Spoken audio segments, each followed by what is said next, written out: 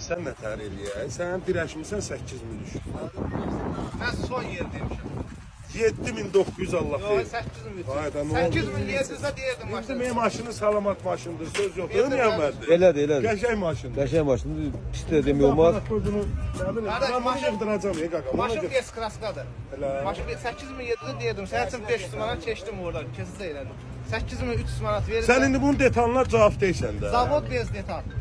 Maşına rəydəyən yeri yoxdur. Xırda rəydəyən. Eləmi? S-klaska. Option.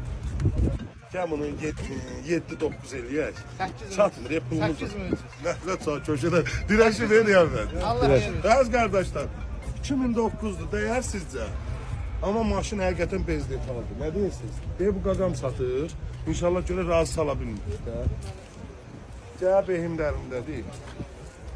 Nə deyirsən? 8300. 4 Oy, manat. Allah tanısın. Allah xeyir versin. Görsən ana, baxamı da deyil. Xeyirləş. Gəl ala babu behin də verək.